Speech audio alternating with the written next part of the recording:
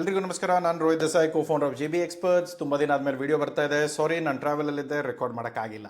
So ಈ ವಿಡಿಯೋದಲ್ಲಿ ನಾವು ನೋಡೋಣ ಯಾವ ರೀತಿಯಲ್ಲಿ ನಾವು ಕಾರ್ಗೋಗಳನ್ನ ಥ್ರೂ ಏರ್ ಶಿಪ್ಮೆಂಟ್ ಮಾಡ್ಬೋದು, ನಮ್ಮ ಎಕ್ಸ್ಪೋರ್ಟ್ ಬಿಸ್ನೆಸ್ಗೆ ಯಾವ ಥರ ಹೆಲ್ಪ್ ಆಗುತ್ತೆ, ಇದರಲ್ಲಿ ಯಾವ ಪಾರ್ಟಿಗಳಿದ್ದಾರೆ, ಏನು ಪ್ರೊಸೀಜರ್ಸ್ ಇದೆ ಇಂಪೋರ್ಟ್ ಮಾಡೋಕ್ಕೆ ಮತ್ತು ಎಕ್ಸ್ಪೋರ್ಟ್ ಮಾಡೋಕ್ಕೆ, ಜೊತೆಗೆ ಮೇನ್ ಇಂಪಾರ್ಟೆಂಟ್ ಕಾನ್ಸೆಪ್ಟ್ಸ್ ಏನಿರುತ್ತೆ, ಎಲ್ಲಿ ತಪ್ಪುಗಳಾಗ್ಬೋದು, ಅದರ ಜೊತೆಗೆ ಎಲ್ಲಿ ಪ್ರಾಕ್ಟಿಕಲ್ ಆಗಿ ನಮ್ಮ ಡಾಕ್ಯುಮೆಂಟೇಷನ್ಸ್ಗಳು ಏನೆಲ್ಲ ಅವಶ್ಯಕತೆ ಬೀಳುತ್ತೆ.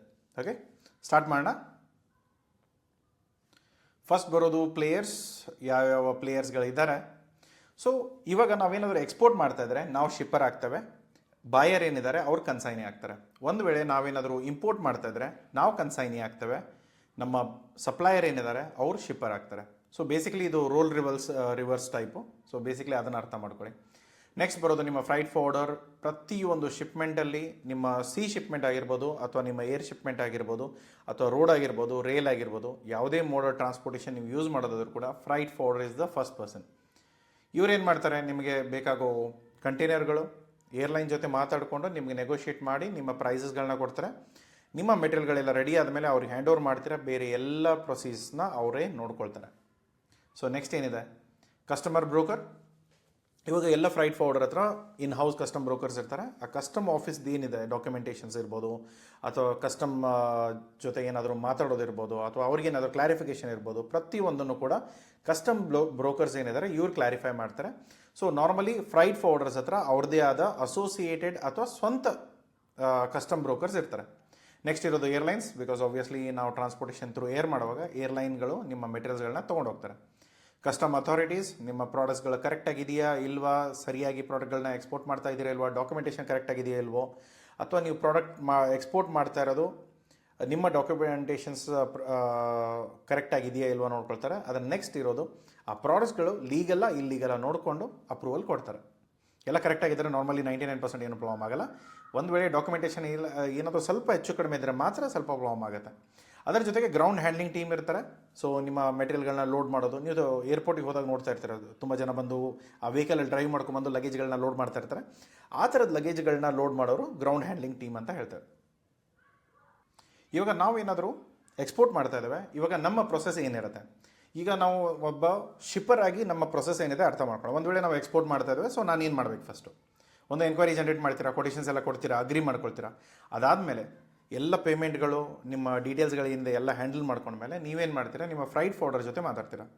ಫ್ರೈಟ್ ಫಾರ್ವರ್ಡರ್ ಏನು ಮಾಡ್ತಾರೆ, ನಿಮ್ಮ ಕಮೋಡಿಟಿ ಏನಿದೆ, ಅದರ ವೇಟ್ ಮತ್ತು ಡೈಮೆನ್ಷನ್ಸ್ ಏನಿದೆ, ಅದರ ಒರಿಜಿನ್ ಮತ್ತು ಡೆಸ್ಟಿನೇಷನ್, ಎಲ್ಲಿಂದ ಎಲ್ಲಿ ಕಳಿಸ್ಬೇಕೋ ಅದನ್ನು, ಅದಾದ ಮೇಲೆ ಟ್ರಾನ್ಸಿಟ್ ಟೈಮ್ ಏನಿರುತ್ತೆ ಅದನ್ನು ಹೇಳ್ತಾರೆ. ಇನ್ಕೋಟಮ್ ಯಾವುದರಲ್ಲಿ ನೀವು ಡೀಲ್ ಮಾಡ್ತಾ ಇದ್ದೀರಾ, ನಾರ್ಮಲಿ DDP ಇರುತ್ತೆ, ಅಥವಾ ಬೇರೆ ಯಾವ್ದಾದ್ರು ಟರ್ಮ್ಸ್ಗಳಿದೆ ವರ್ಕೌಟ್ ಮಾಡ್ತಾ ಇದ್ದರೆ ನೋಡಬೇಕು. ಇಲ್ಲ ಆಮೇಲೆ ನಿಮ್ಮ ವ್ಯಾಲ್ಯೂ ಆಫ್ ದ ಪ್ರಾಡಕ್ಟ್ ಏನಿದೆ ಅದಕ್ಕೆ ಬೇಕಾಗೋ ಇನ್ಶೂರೆನ್ಸ್ ಮತ್ತು ಕಸ್ಟಮ್ ಪ್ರೊಸೆಸ್ ಏನಿದೆ. ಯಾಕಂದರೆ ಏನಾಗುತ್ತೆ, ಏರ್ಲೈನಿಂದ ನಾವು ಏನಾದರೂ ಡೀಲ್ ಮಾಡಬೇಕಾದ್ರೆ ಕೆಲವೊಂದು ಪ್ರಾಡಕ್ಟ್ಸಲ್ಲಿ ಅಥವಾ ನಾವು ಕೆಲವೊಂದು ಎಕ್ಸ್ಪೋರ್ಟ್ಸಲ್ಲಿ ನಿಮ್ಮ ಎಕ್ಸಿಮ್ಷನ್ಸ್ ಇರುತ್ತೆ. ಇಷ್ಟು ಸ್ವಲ್ಪ ಕಡಿಮೆ ವ್ಯಾಲ್ಯೂ ಇತ್ತಂದರೆ ಅದಕ್ಕೆ ಡ್ಯೂಟಿಗಳು ಅಪ್ಲಿಕೇಬಲ್ ಆಗಲ್ಲ. ಒಂದು ವೇಳೆ ಹೆವಿ ವಾಲ್ಯೂಮ್ ಇತ್ತು, ತುಂಬ ಕಾಸ್ಟ್ಲಿ ಪ್ರಾಡಕ್ಟ್ ಇದೆ, ದೆನ್ ಆಬ್ವಿಯಸ್ಲಿ ಅದಕ್ಕೆ ಬೇಕಾಗುವಂಥ ಡ್ಯೂಟಿಗಳು ಇಂಪ್ಲಿಮೆಂಟ್ ಆಗುತ್ತೆ. ಫ್ರೈಟ್ ಫಾರ್ವರ್ಡರ್ಸ್ ಏನು ಮಾಡ್ತಾರೆ, ನಿಮ್ಗೊಂದು ಕೋಡ್ ಕೊಡ್ತಾರೆ. ಫ್ರೈಟ್ ಚಾರ್ಜಸ್ ಇರ್ಬೋದು, ಇನ್ಶೂರೆನ್ಸ್ ಇರ್ಬೋದು, ಮತ್ತು ಬೇರೆ ಏನೇನು ಫೀಸ್ಗಳು ಬರುತ್ತೆ ಅಪ್ಲಿಕೇಬಲ್ ಏನಿದೆ ಅದೆಲ್ಲವೂ ಇನ್ಫಾರ್ಮೇಷನ್ ನಿಮಗೆ ಫ್ರೈಟ್ ಫಾರ್ವರ್ಡರ್ ಕೊಡ್ತಾರೆ. ಅದನ್ನು ಇನ್ಫಾರ್ಮೇಷನ್ನ ತೊಗೊಂಡು ನೀವು ನಿಮ್ಮ ಕಸ್ಟಮರ್ಗೆ ಪ್ರೈಸಸ್ನ ಅಪ್ಡೇಟ್ ಮಾಡ್ತೀರಾ. ನೆಕ್ಸ್ಟ್ ಇರೋದು documentations, shipping letter of instructions. ಇವಾಗ ಏನಾದರೂ ಇಂಡಿಯಾದಲ್ಲಿ ಅಷ್ಟು ತುಂಬ ತಲೆನೋವುಗಳಿಲ್ಲ, ಯಾಕಂದರೆ ನಾವೇನು ಇಲ್ಲಿ ಅಥರೈಸೇಷನ್ ಕೊಟ್ಟು ನಮ್ಮ ಫ್ರೈಟ್ ಫಾರ್ವರ್ಡರ್ನ ಅಪಾಯಿಂಟ್ ಮಾಡೋದು ಅದೆಲ್ಲ ಏನಿರಲ್ಲ. ನಾರ್ಮಲಿ ಒಂದು ಪ್ರೊಸೆಸಲ್ಲಿ ನಾವು ಮಾತಾಡ್ತೇವೆ. ಕಮರ್ಷಿಯಲ್ಸ್ ಯಾರ ಜೊತೆ ವರ್ಕೌಟ್ ಆಗುತ್ತೆ ಅವ್ರ ಜೊತೆ ವರ್ಕೌಟ್ ಮಾಡ್ತೇವೆ. ಸೊ ಫಾರಿನಲ್ಲೇ ಹೇಗೆ ಅಂದರೆ ಸ್ವಲ್ಪ ನಾರ್ಮಲಿ ಅಪಾಯಿಂಟ್ ಮಾಡೋದು, ಇವರೇ ನಮ್ಮ ಪ್ರಾಡಕ್ಟ್ಗಳನ್ನ ಹ್ಯಾಂಡಲ್ ಮಾಡ್ತಾರೆ, ಈ ಥರದನ್ನೆಲ್ಲ ಸ್ವಲ್ಪ ನೋಡ್ಕೊಳ್ತಾರೆ. ನಮ್ಮಲ್ಲಿ ಅಷ್ಟೆಲ್ಲ ತಲೆ ಕೆಡಿಸ್ಕೊಳ್ಳಲ್ಲ. ಪ್ರೈಸ್ ಯಾರು ಚೆನ್ನಾಗಿ ಕೊಡ್ತಾರೆ ಅವ್ರ ಜೊತೆ ನಾವು ಕೆಲಸ ಮಾಡ್ತೇವೆ. ಸೊ ಬುಕಿಂಗ್ ಕನ್ಫರ್ಮೇಷನ್ ಆಗುತ್ತೆ. ಅವ್ರೇನು ಮಾಡ್ತಾರೆ, ಏರ್ಲೈನ್ಸ್ ಜೊತೆ ಸ್ಪೇಸ್ಗಳನ್ನ ಚೆಕ್ ಮಾಡ್ತಾರೆ. ಈ ಜಾಗ ಇದೆ, ಈ ಮೆಟೀರಿಯಲ್ ಇದೆ, ನಾವು ನಿಮ್ಮ ಜೊತೆ ಕಳಿಸ್ಬೇಕು ಅಂದ್ಕೊಳ್ತೇವೆ, ಏನು ಪ್ರೈಸಸ್ ಇದೆ ಹೇಳ್ತಾರೆ. ಎವ್ರಿ ಏರ್ಲೈನ್, ಪ್ರತಿ ಏರ್ಲೈನು ಬೇರೆ ಬೇರೆ ಪ್ರೈಸಸ್ ಇರುತ್ತೆ, ಬೇರೆ ಬೇರೆ ಸೈಜಸ್ ಇರುತ್ತೆ. ಅದನ್ನು ನೋಡಿಕೊಂಡು ಆಮೇಲೆ ಪ್ಲೇನ್ಗಳಲ್ಲಿ ತುಂಬ ಸೈಜ್ ಇದೆ, ವೆರೈಟೀಸ್ ಇದೆ. ಸೊ ಹಾಗಾಗಿ ಏನಾಗುತ್ತೆ, ಯಾವ ಏರ್ಲೈನು, ಯಾವ ವೆರೈಟಿ ಪ್ಲೇನ್ ಇದೆ, ಯಾವ ಕಂಟೈನರ್ ಅದರಲ್ಲಿ ಹೋಗುತ್ತೆ, ಅಥವಾ ನಮ್ಮದು ಕಂಟೈನರ ಬಾಕ್ಸಾ, ಇದು ಎಲ್ಲವೂ ಕೂಡ ನಿಮ್ಮ ಫ್ರೈಟ್ ಫಾರ್ವರ್ಡರ್ ನಿಮಗೆ ಹೇಳ್ತಾರೆ. ಅದಾದಮೇಲೆ commercial invoice, shipping bill, consignee ಹೆಸರಿರಬೇಕು, ಕನ್ಸೈನಿ ಡೀಟೇಲ್ಸು ಪ್ರತಿಯೊಂದು ಮೆನ್ಷನ್ ಆಗಿರಬೇಕು. ಅದಾದಮೇಲೆ ಮೇನ್ಲಿ ನಿಮ್ಮ ಕ್ವಾಂಟಿಟಿ ಏನಿದೆ, ಯೂನಿಟ್ ಏನಿದೆ, ವ್ಯಾಲ್ಯೂ ಏನಿದೆ, HSN ಕೋಡ್ ಏನು, ಇನ್ಕೋ ಟರ್ಮ್ ಏನು, ಆಮೇಲೆ ಸರ್ಟಿಫಿಕೇಟ್ ಆಫ್ ಒರಿಜಿನ್ ಇರೋದು, ಕಂಟ್ರಿ ಆಫ್ ಒರಿಜಿನ್ ಇರೋದು, ಪ್ರತಿಯೊಂದನ್ನು ನೀವು ಪ್ರಾಪರಾಗಿ ಮೆನ್ಷನ್ ಮಾಡ್ತೀರಾ. ಅದ್ರ ಜೊತೆಗೆ ಪ್ಯಾಕೇಜಿಂಗ್ ಲಿಸ್ಟ್, ನಿಮ್ಮ ವೆಯ್ಟ್ ಏನಿದೆ, ನಿಮ್ಮ ಡೈಮೆನ್ಷನ್ಸ್ ಏನಿದೆ, ಪ್ಲಸ್ ಅದು ಎಕ್ಸಾಕ್ಟ್ಲಿ ನಿಮ್ಮ ಕಮರ್ಷಿಯಲ್ ಇನ್ವಾಯ್ಸ್ ಕೂಡ ಮ್ಯಾಚ್ ಆಗಬೇಕು. ಅದರ ಜೊತೆಗೆ ಸರ್ಟಿಫಿಕೇಟ್ ಆಫ್ ಒರಿಜಿನ್ ನೀವು ಏನು ಸಿ ಎಲ್ ಕಳಿಸ್ತೀರಾ ಅದೇ ಕೂಡ ಇಲ್ಲೂ ಕಳಿಸ್ಬೇಕು. ಬಟ್ ಏನಂದರೆ ಪ್ರಿಫರೆನ್ಷಿಯಲ್ ಬೇಕಾ ನಾರ್ಮಲ್ ಬೇಕಾ ಅದನ್ನು ನೀವು ನಿಮ್ಮ ಅಗ್ರಿಮೆಂಟ್ ಏನು ಟ್ರೇಡ್ ಅಗ್ರಿಮೆಂಟ್ ಇದೆ ಅದರ ಅಕಾರ್ಡಿಂಗ್ಲಿ ನೀವು ಮಾಡಬೇಕಾಗತ್ತೆ. ಸೊ ಅದಕ್ಕೆ ಹೊರತಾಗಿ ಇನ್ನು ಬೇರೆ ಡಾಕ್ಯುಮೆಂಟ್ಸ್ ಏನಿರುತ್ತೆ, ಡೇಂಜರಸ್ ಪ್ರಾಡಕ್ಟ್ಸ್, ಫ್ಲ್ಯಾಶ್ ಪಾಯಿಂಟ್ ಇರ್ಬೋದು, ಬ್ಯಾಟ್ರೀಸ್ ಇರ್ಬೋದು, ಲಿಥಿಯಂ ಬ್ಯಾಟ್ರೀಸ್ ಇರ್ಬೋದು, ಅಥವಾ ಈ ಥರದ್ದು ಏನಾದರೂ ಬೆಂಕಿ ಹತ್ಕೊಳ್ಳೋಂಥ ವಸ್ತುಗಳು ಏನಿದೆ ಅದನ್ನು ಏನಾದರೂ ನೀವು ಕಳಿಸ್ತಾ ಇದ್ದರೆ, ಕೆಮಿಕಲ್ಸ್ ಇರ್ಬೋದು, ಇಂಥವು ಏನಾದರೂ ಇದ್ದರೆ ದಯಮಾಡಿ ಮುಂಚೆನೇ ಕೇಳಿಕೊಂಡು ಅದಕ್ಕೊಂದು ಡಿಕ್ಲರೇಷನ್ ಬರೆದು ಕೊಡಬೇಕಾಗತ್ತೆ. ಅದರಲ್ಲಿ ಏನೋ ನಾರ್ಮಲಿ ಡಿಕ್ಲರೇಷನ್ ಅಂದರೆ ನಾರ್ಮಲ್ ಲೆಟರ್ಡ್ ಮೇಲೆ ಬರೆದು ಕೊಡ್ತೇವೆ, ಇಲ್ಲಾಂದರೆ ಅವ್ರೊಂದು ಫಾರ್ಮೆಟ್ ಕಳಿಸ್ತಾರೆ, ಅದರಲ್ಲಿ ನಾವು ಸೈನ್ ಮಾಡಿಬಿಟ್ಟು ಕೊಡ್ತೇವೆ. ಸೊ ಬೇರೆ ಬೇರೆ ಏರ್ಲೈನ್ ಬೇರೆ ಬೇರೆ ಥರ ಆಪ್ರೇಟ್ ಮಾಡ್ತಾರೆ, ನೀವು ಅದನ್ನು ಚೆಕ್ ಮಾಡ್ಕೋಬೋದು.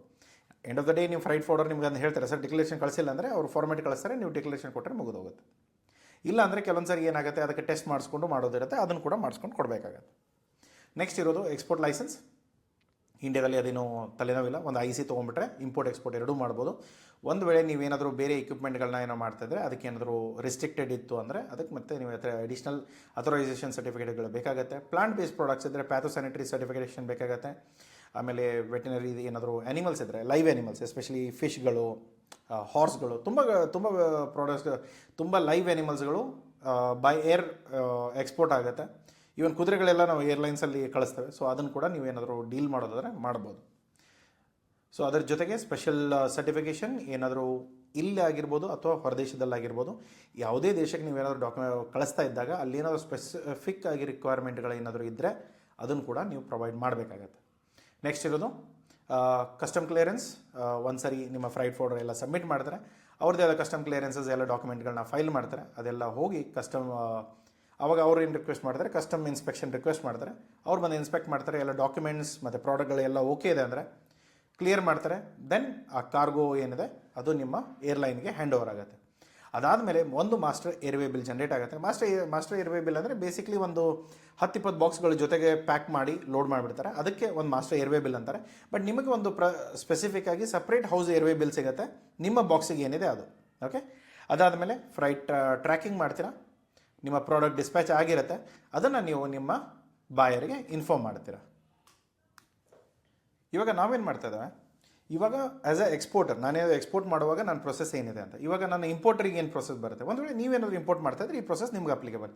ನಿಮಗೇನಾಗುತ್ತೆ, ಫ್ರೈಟ್ ಫಾರ್ವರ್ಡರಿಂದ ಆಲ್ಮೋಸ್ಟ್ ಇನ್ಫಾರ್ಮೇಷನ್ ಬಂದುಬಿಡುತ್ತೆ, ನಿಮ್ಗೆ ಇಮೇಲ್ಸ್ ಬರುತ್ತೆ, ನಿಮ್ಮ ಫ್ರೈಟ್ ಫಾರ್ವರ್ಡರ್ ಅಪ್ಡೇಟ್ ಕೊಡ್ತಾನೆ ಅಥವಾ ನಿಮ್ಮ ಬಾಯರ್ ಅಪ್ಡೇಟ್ ಕೊಡ್ತಾರೆ, ನಿಮ್ಮ ಸಪ್ಲೈಯರ್ ಅಪ್ಡೇಟ್ ಕೊಡ್ತಾರೆ. ಸೊ ಅವಾಗ ಏನಾಗುತ್ತೆ, ನಿಮ್ಮ ಪ್ಲೇನ್ ಎಲ್ಲಿದೆ, ಯಾವಾಗ ಬರ್ತಾ ಇದೆ, ಅದರ ಡ್ಯೂರೇಷನ್ಸ್ ಏನಿದೆ, ನೋಟಿಫಿಕೇಷನ್ಸ್ ಪ್ರತಿಯೊಂದು ಅಪ್ಡೇಟ್ ಆಗುತ್ತೆ. ನಿಮ್ಮ ಒಂದು ವೇಳೆ ಎಲ್ಲ ನೀವು ಡಾಕ್ಯುಮೆಂಟೇಷನ್ಸ್ ಎಲ್ಲ ಏನಿದೆ, ನಿಮ್ಮ ಇಂಪೋರ್ಟ್ ಲೈಸೆನ್ಸ್ ಬೇಕಾಗುತ್ತೆ. ಅವಾಗ ನೀವೇನಾದರೂ ಚೈನಾದಿಂದ ಇಂಪೋರ್ಟ್ ಮಾಡ್ತಾ ಇದ್ದೀರಾ, ಸೊ ಅವಾಗ ಏನಾಗುತ್ತೆ, ಕನ್ಸೈನಿ ನಿಮಗೆಲ್ಲ ಡಾಕ್ಯುಮೆಂಟೇಷನ್ಗಳನ್ನ ಕಳಿಸಿರ್ತಾರೆ, ಅದನ್ನು ಕಮರ್ಷಿಯಲ್ ಇನ್ವಾಯ್ಸ್ ಇರ್ಬೋದು ಅಥವಾ ಪ್ಯಾಕೇಜಿಂಗ್ ಲಿಸ್ಟ್ ಇರ್ಬೋದು, ಮಾಸ್ಟರ್ ಏರ್ವೇ ಬಿಲ್ ಇರ್ಬೋದು. ನಾರ್ಮಲಿ ನಿಮ್ಗೆ ಹೌಸ್ ಏರ್ವೇ ಬಿಲ್ ಸಿಗುತ್ತೆ, ಬಟ್ ಮಾಸ್ಟರ್ ಏರ್ವೇ ಬಿಲ್ ಅವಶ್ಯಕತೆ ಬೀಳಲ್ಲ. ಆಮೇಲೆ ಅರೈವಲ್ ನೋಟಿಫಿಕೇಷನ್ ಸಿಗುತ್ತೆ. ಅದಾದಮೇಲೆ ನಿಮ್ಮ ಇಂಪೋರ್ಟ್ ಲೈಸೆನ್ಸ್ ಏನಿದೆ ಅದರ ಅವಶ್ಯಕತೆ ಇದ್ದರೆ, ಇವಾಗ ತುಂಬ ಏನಿದೆ ಗೊತ್ತಾ, ನೀವು ಎಕ್ಸ್ಪೋರ್ಟ್ ಮಾಡುವಾಗ ಆಗಿರ್ಬೋದು ಅಥವಾ ಇಂಪೋರ್ಟ್ ಮಾಡುವಾಗ ಆಗಿರ್ಬೋದು, ಒಂದು ಸರ್ಟನ್ ವ್ಯಾಲ್ಯೂವರೆಗೂ ನಿಮಗೆ ಫ್ರೀಯಾಗಿ ಇಂಪೋರ್ಟ್ ಮಾಡ್ಬೋದು. ಇವಾಗ ನಾವೆಲ್ಲ Amazon.com ಇಂದ ಕೆಲವೊಂದು ಪ್ರಾಡಕ್ಟ್ಗಳನ್ನ US ಅಮೆಝಾನ್ ಏನಿದೆ ಅಲ್ಲಿಂದ ತರಿಸ್ಕೊಳ್ತೇವೆ. $50, $100, ಮಿನಿಮಮ್ ಒಂದಿಷ್ಟು ಅಂತಂದು. ಸೊ ಅಷ್ಟು ತರಿಸುವಾಗ ನಿಮಗೇನೋ ಇಂಪೋರ್ಟ್ ಲೈಸೆನ್ಸ್ ಎಲ್ಲ ಬೇಕಾಗಲ್ಲ, ಅದ್ರ ಏನು ಮಿನಿಮಮ್ ಪೇ ಇದೆ ಅದನ್ನು ಪೇ ಮಾಡಿಬಿಟ್ರೆ Amazon.comದವರು ನಿಮಗೆ ಡೆಲಿವರಿ ಮಾಡ್ತಾರೆ. ಬಟ್ ಇವಾಗ ತುಂಬ ವಾಲ್ಯೂಮ್ ಇದೆ, ತುಂಬ ಏನೋ ಕಮರ್ಷಿಯಲ್ ಯೂಸ್ಗೆ ನಾವೇನೋ ತರಿಸ್ಕೊಳ್ತಾ ಇದ್ದೇವೆ, ಹಾಗಿದ್ದಾಗ ಮಾತ್ರ ನೀವೇನಾಗುತ್ತೆ, ನಿಮಗೆ ಇಂಪೋರ್ಟ್ ಲೈಸೆನ್ಸ್ಗಳು ಬೇಕಾಗುತ್ತೆ. ಇವಾಗ ಸ್ಯಾಂಪಲ್ಸ್ ಇತ್ತು, ಚಿಕ್ಕ ವಾಲ್ಯೂಮ್ ಇದೆ, ಸೊ ನೀವು ಡೈರೆಕ್ಟ್ಲಿ ತರಿಸ್ಕೊಳ್ಬೋದು, ಅದಕ್ಕೆ ಇಂಪೋರ್ಟ್ ಲೈಸೆನ್ಸ್ಗಳು ಬೇಕಾಗಲ್ಲ ಅವತ್ತಿನ ಟೈಮಲ್ಲಿ. ಬಟ್ ಆದರೂ ಏನೋ ನೀವು ಫ್ರೈಟ್ ಫಾರ್ವರ್ಡರ್ ಜೊತೆ ಮಾತಾಡ್ಕೊಳ್ಳಿ, ಸರ್ ಈ ವ್ಯಾಲ್ಯೂ ಇದೆ, ಈ ಪ್ರಾಡಕ್ಟ್ ಇದೆ, ಇದನ್ನು ನಾನು ಇಂಪೋರ್ಟ್ ಮಾಡಬೇಕು ಅಂದ್ಕೊಂಡಿದ್ದೇನೆ, ಸೊ ಇಂಪೋರ್ಟ್ ಲೈಸೆನ್ಸ್ ಬೇಕಾ ಬೇಡವಾ, ಇಲ್ಲ IC ಕೊಡಿದ್ರೆ ಮುಗಿದೋಗುತ್ತೆ, ಏನು ತಲೆನೋವುಗಳಿಲ್ಲ.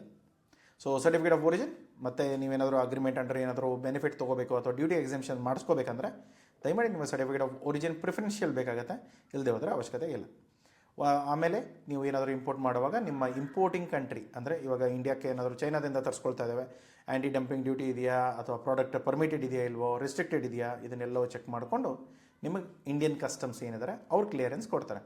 ಸೊ ಕನ್ಸೈನ್ ಏನು ಮಾಡ್ತಾರೆ, ಇವಾಗ ನಾನೇನು ಮಾಡ್ತೇನೆ, ಇವಾಗ ನಾನು ಆಲ್ರೆಡಿ ಫ್ರೈಟ್ ಫಾರ್ವರ್ಡರ್ಗೆ ಹೇಳಿದ್ದೇನೆ ನನ್ನ ಮೆಟೀರಿಯಲ್ ಬರ್ತಾ ಇದೆ ಅದನ್ನು ಕ್ಲಿಯರ್ ಮಾಡಿ ಅಂತ. ಅವ್ರು ಏನು ಮಾಡ್ತಾರೆ, ತಮ್ಮ ಕಸ್ಟಮ್ ಹೌಸ್ ಏಜೆಂಟ್ ಏನಿದ್ದಾರೆ, ಬ್ರೋಕರ್ ಏನಿದ್ದಾರೆ, ಅವರೆಲ್ಲ ನಮ್ಮ ಇಂಪೋರ್ಟ್ ಡಾಕ್ಯುಮೆಂಟೇಷನ್ಸ್ ಇದೆಲ್ಲ ಪ್ರಾಡಕ್ಟ್ಸ್ಗಳು ಲೀಸ್ಟ್ಗಳು ಏನಿದೆ, ಇನ್ವಾಯ್ಸಸ್ ಆಗಿರ್ಬೋದು, ಬೇರೆ ಡಾಕ್ಯುಮೆಂಟ್ ಏನಿರ್ಬೋದು, ಅದನ್ನೆಲ್ಲ ನಾನು ಅವ್ರಿಗೆ ಕೊಟ್ಟಿರ್ತೇನೆ. ಅವರು ಅದನ್ನು ಸಬ್ಮಿಟ್ ಮಾಡ್ತಾರೆ. ಅವರು ಕಸ್ಟಮ್ ಅಸಿಸ್ಟೆನ್ಸ್ ಅಂದರೆ ಅದರ ಡ್ಯೂಟಿ ಏನಿದೆ, ಅದರ ಟ್ಯಾಕ್ಸಸ್ ಏನಿದೆ, ಆ ಪ್ರತಿಯೊಂದನ್ನು ಪೇ ಮಾಡ್ತಾರೆ.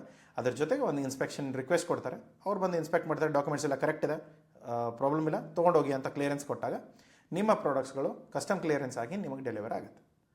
ಇದು ಮೇಯ್ನಾಗಿ ಹೋಲಾಗಿ ಪ್ರೊಸೆಸ್. ಇವಾಗ ನಾವು ಮಾಡುವಾಗ ಇಂಪೋರ್ಟ್ ಮಾಡೋದಾಯಿತು, ಎಕ್ಸ್ಪೋರ್ಟ್ ಮಾಡೋದಾಯಿತು. ಇವಾಗ ಮೇನ್ ಪ್ರೊಸೆಸ್ ಏನಿರುತ್ತೆ, ಇದರಲ್ಲಿ ಮೇನ್ ನಮ್ಗೆ ಅರ್ಥ ಆಗಬೇಕಾಗಿರೋದೇನೋ ಒಂದು ಇನ್ಕೋಟಮ್ಸ್ ಗೊತ್ತಿರಬೇಕು. ಯಾವ ಇನ್ಕೋಟಮಲ್ಲಿ ನಾವು ಯಾವ ಪ್ರಾಡಕ್ಟ್ಸ್ಗಳನ್ನ ಎಕ್ಸ್ಪೋರ್ಟ್ ಮಾಡ್ತಾ ಇದ್ದೇವೆ, ಅಥವಾ ನಮ್ಮ ಪೇಮೆಂಟ್ ಸ್ಟ್ರಕ್ಚರ್ಸ್ ಏನಿದೆ, ಯಾವ್ಯಾವ ಚಾರ್ಜಸ್ಗಳು ನಾವು ಇನ್ಕ್ಲೂಡ್ ಮಾಡಿದ್ದೇವೆ, ಯಾವ್ಯಾವ ಚಾರ್ಜಸ್ ನಾವು ಇನ್ಕ್ಲೂಡ್ ಮಾಡಿಲ್ಲ, ಅದು ನಮ್ಮ ಇನ್ಕೋಟಮ್ಸಲ್ಲಿ ಗೊತ್ತಾಗುತ್ತೆ. ನೆಕ್ಸ್ಟ್ ಇರೋದು ನಿಮಗೆ ಬೇಕಾಗಿರೋ HSN ಕೋಡ್, ಅದರಲ್ಲಿ ಏನೂ ಮಿಸ್ಟೇಕ್ ಮಾಡಬೇಡಿ. ಯಾಕೆಂದರೆ HSN ಕೋಡ್ ಚೇಂಜ್ ಆಯಿತು ಅಥವಾ ಬೈ ಮಿಸ್ಟೇಕ್ ನಾವು ಏನಾದರೂ ಡಾಕ್ಯುಮೆಂಟ್ಸ್ ಅವ್ರು ಏನಾಗುತ್ತೆ ಕಸ್ಟಮ್ಸ್ ಅವರು ಚೆಕ್ ಮಾಡ್ತಾರೆ, ಅವರ HSN ಕೋಡಲ್ಲಿ ಟ್ಯಾಕ್ಸಸ್ಗಳು ಬೇರೆ ಇರುತ್ತೆ.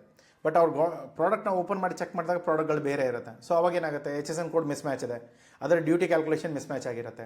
ಸೊ ಇವಾಗ ಅದನ್ನು ಹೋಲ್ಡಲ್ಲಿ ಇಡ್ತಾರೆ, ಅದಕ್ಕೆ ನಿಮ್ಮ ಕ್ಲಾರಿಫಿಕೇಷನ್ ಕೊಡಬೇಕು. ನಿಮ್ಮ ಕಸ್ಟಮ್ ಏಜೆಂಟು ನಿಮಗೆ ಕೇಳ್ತಾರೆ, ಸರ್ ಈ ಪ್ರಾಡಕ್ಟು ಈ ಕ್ಯಾಟಗರಿಯಲ್ಲಿ ಬರಲ್ಲ, ಈ ಕ್ಯಾಟಗರಿಯಲ್ಲಿ ಬರುತ್ತೆ, ನೀವು HSN ಕೋಡ್ ತಪ್ಪಾಗಿ ಮೆನ್ಷನ್ ಮಾಡಿದ್ರೆ ದಯಮಾಡಿ ನೀವು ಡಾಕ್ಯುಮೆಂಟ್ಸ್ಗಳನ್ನ ರೀಸಬ್ಮಿಟ್ ಮಾಡಿ. ಸೊ ನೀವು ಮತ್ತೆ ಇನ್ವಾಯ್ಸ್ಗಳಾಗಿರ್ಬೋದು, ಬೇರೆ ಡೀಟೇಲ್ಸ್ಗಳಾಗಿರ್ಬೋದು, ಅಥವಾ ನೀವು ಆ HSN ಕೋಡ್ ಏನು ಅವ್ರು ಹೇಳ್ತಾ ಇದ್ದಾರೆ ಆ HSN ಕೋಡಲ್ಲಿ ಅದೇನಾದರೂ ರಿಸ್ಟ್ರಿಕ್ಟೆಡ್ ಕ್ಯಾಟಗರಿಯಲ್ಲಿ ಫಾಲೋ ಆಯಿತು ಅಂದರೆ ಮತ್ತೆ ನಿಮಗೆ ತಲೆನೋವುಗಳು ಸ್ಟಾರ್ಟ್ ಆಗುತ್ತೆ. ಸೊ ಅದಕ್ಕೆ ನೀವು ದಯಮಾಡಿ HSN ಕೋಡ್ನ ಕರೆಕ್ಟಾಗಿ ಆರಿಸ್ಕೊಳ್ಳಿ. ಇನ್ಕೋಡ್ ಟರ್ಮ್ಸಲ್ಲಿ ಸ್ವಲ್ಪ ಹೆಚ್ಚು ಕಡಿಮೆ ಆದರೂ ಕೂಡ ನಡೆಯುತ್ತೆ. ಏನೋ ಪ್ರಾಫಿಟ್ ಇದೆ, ಲಾಸ್ ಇದೆ, ಏನೋ ಪ್ರೈಸಸ್ಗಳು ಮಿಸ್ ಮ್ಯಾಚ್ ಆಗಿರ್ಬೋದು, ಯಾವುದೋ ಒಂದು ಇನ್ಶೂರೆನ್ಸ್ ಚಾರ್ಜ್ಗಳನ್ನ ನಾವು ಇನ್ಕ್ಲೂಡ್ ಮಾಡದೇ ಇರ್ಬೋದು, ಇದೆಲ್ಲ ವಿಷಯಗಳಿರುತ್ತೆ. ಬಟ್ HSN ಕೋಡಲ್ಲಿ ಏನಾದರೂ ಗಡ್ಬಡಿ ಆಯಿತು ಅಂದರೆ ಏನಾಗುತ್ತೆ, ಎಕ್ಸ್ಪೋರ್ಟ್ ಮಾಡುವಾಗಲೂ ತೊಂದರೆ, ಇಂಪೋರ್ಟ್ ಮಾಡುವಾಗ ತೊಂದರೆ, ಡ್ಯೂಟಿಗಳೇನಾದರೂ ಹೆಚ್ಚು ಕಡಿಮೆ ಆಗುತ್ತೆ. ಅದಾದ ಮೇಲೆ ಮೇನಾಗಿ ಅದೇನಾದರೂ ರಿಸ್ಟ್ರಿಕ್ಟೆಡ್ ಕ್ಯಾಟಗರಿಯಲ್ಲಿ ಫಾಲೋ ಆಯಿತು ಅಂದರೆ ಆಲ್ಮೋಸ್ಟ್ ನಮ್ಮ ಪ್ರಾಡಕ್ಟ್ಗಳು ಸಿಕ್ಕಾಕೊಳ್ಳುತ್ತೆ.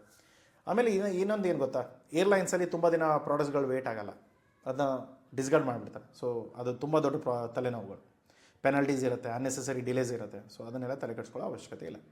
ಸೊ ಮಾಸ್ಟರ್ ಏರ್ವೇ ಬಿಲ್ ನಿಮ್ಮ ಪ್ರೈಮರಿ ಅದು ನಿಮ್ಮ CH ಬರುತ್ತೆ, ನಿಮಗೇನು ಬರಲ್ಲ. ನಿಮ್ಮ ಫ್ರೈಟ್ ಫಾರ್ವರ್ಡ್ ಹತ್ರ ಮಾಸ್ಟರ್ ಏರ್ವೇ ಬಿಲ್ ಬರುತ್ತೆ. ನಿಮಗೆ ಸಿಗೋದೇನಿದೆ, ನಿಮ್ಮ ಫ್ರೈಟ್ ಫಾರ್ವರ್ಡ್ ನಿಮಗೆ ಕೊಡೋದು ಹೌಸ್ ಏರ್ವೇ ಬಿಲ್. ಸ್ಪೆಸಿಫಿಕ್ಕಾಗಿ ಏರ್ವೇ ಬಿಲ್ ಕಾಪಿ ಏನಿರುತ್ತಲ್ಲ ಅದು ನಿಮಗೆ ಕೊಡ್ತಾರೆ. ಅದನ್ನು ತೊಗೊಂಡು ನೀವು ನಿಮ್ಮ ಬಾಯರ್ ಆಗಿರ್ಬೋದು ಅಥವಾ ನಿಮ್ಮ ಬಾಯರ್ ಕಡೆಯಿಂದ ನೀವೇನಾದರೂ ಇಂಪೋರ್ಟ್ ಮಾಡ್ತಾಯಿದ್ರೆ ನೀವು ಇಸ್ಕೊಳ್ಬೋದು ಅಷ್ಟೇ.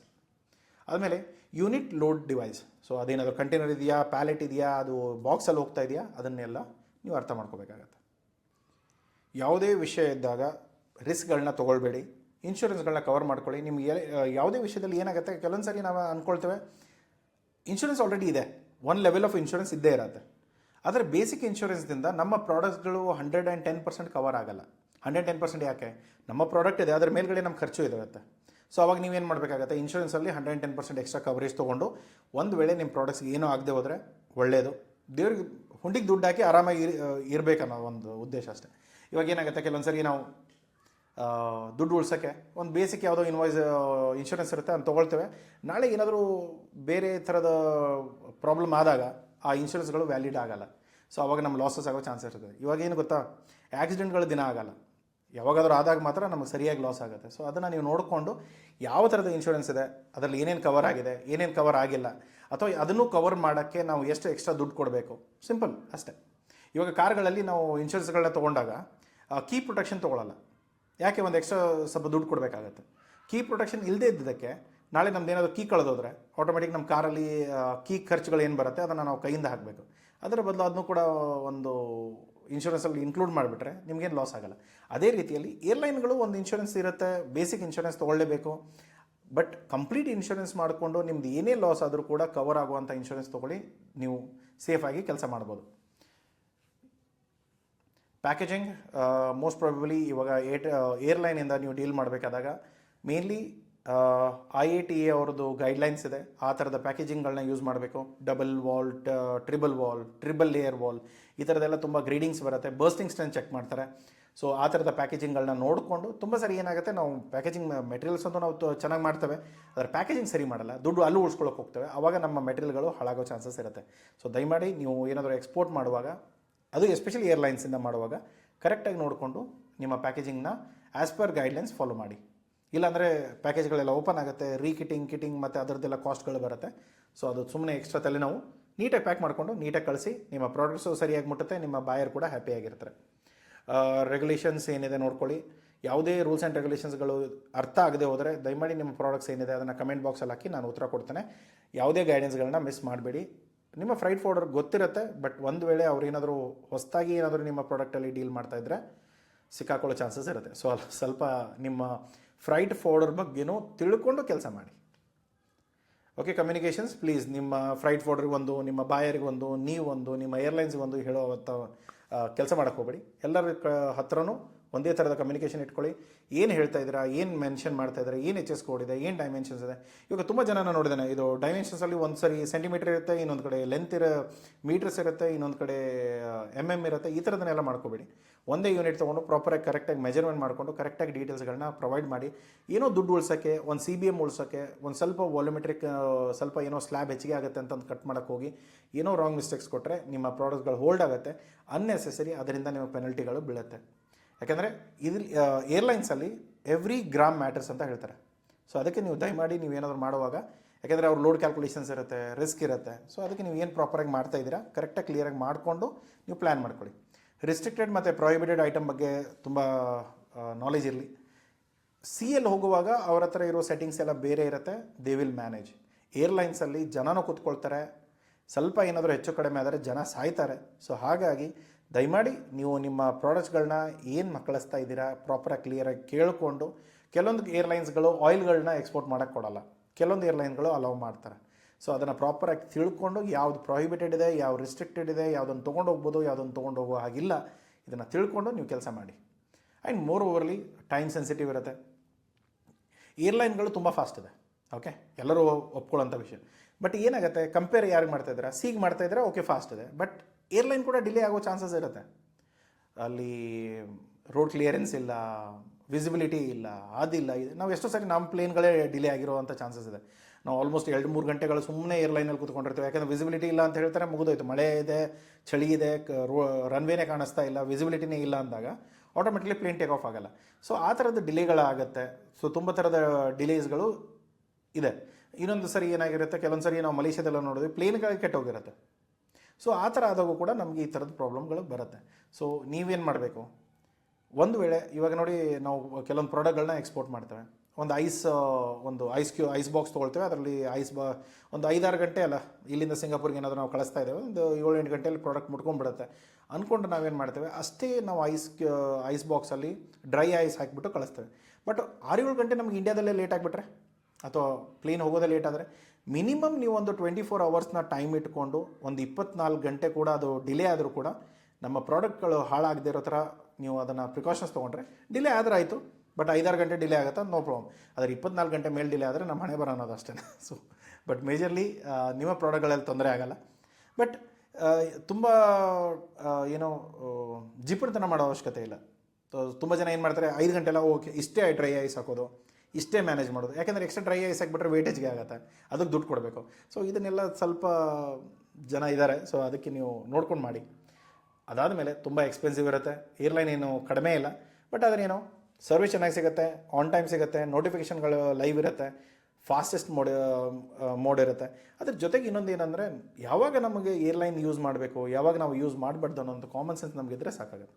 ಇವಾಗ ಏನಾಗುತ್ತೆ, ಕೆಲವೊಂದು ಸರಿ ನಾವು ನಮ್ಮ ಮೆಟೀರಿಯಲ್ಗಳು ತುಂಬ ಶೆಲ್ಫ್ ಲೈಫ್ ಕಡಿಮೆ, ಏನು ಮಾಡೋಕ್ಕಾಗಲ್ಲ. ಅವಾಗ ನಮ್ಮ ದುಡ್ಡುಗಳು ಕಳ್ಕೊಳ್ಳೋ ಚಾನ್ಸಸ್ಗಳಿರಲ್ಲ. ನಾವು ಇವಾಗ ನೋಡಿ, ಒಂದು ಬೇಕರಿ ಕಂಪ್ನಿ ಜೊತೆ ನಾವು ಕೆಲಸ ಮಾಡ್ತಾಯಿದ್ದೇವೆ. ಅವ್ರ ಶೆಲ್ಫ್ ಲೈಫ್ ಬಂದು 7 ಡೇಸ್ ಇದೆ. ಸೊ 7 ದಿನದ ಒಳಗಡೆ ಪ್ರಾಡಕ್ಟ್ಗಳು ಕೇಳುವಂಥ ಚಾನ್ಸಸ್ಗಳೇ ಇರುತ್ತೆ.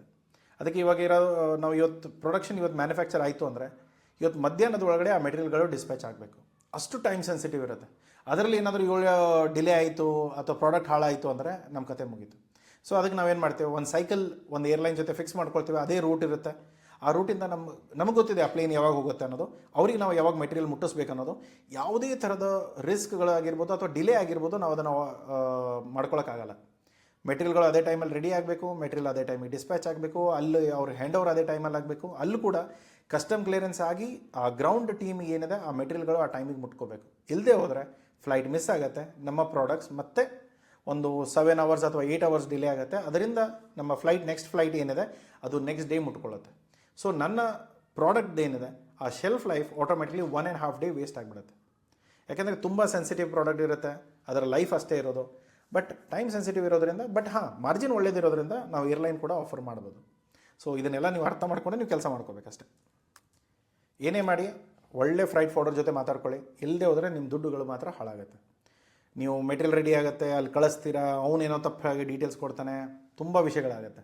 ಸೊ ಅದಕ್ಕೆ ನೀವೇನು ಮಾಡಬೇಕು, ಮೇಯ್ನಾಗಿ ಒಳ್ಳೆ ಫ್ರೈಟ್ ಫಾರ್ವರ್ಡರ್ಗಳನ್ನ ನೋಡ್ಕೊಳ್ಳಿ. ಒಂದು ವೇಳೆ ಇಲ್ಲ ಅಂದರೆ ನಮಗೆ ಕಾಂಟ್ಯಾಕ್ಟ್ ಮಾಡಿ, ನಾವು ಅದಕ್ಕೆ ಇರೋದು.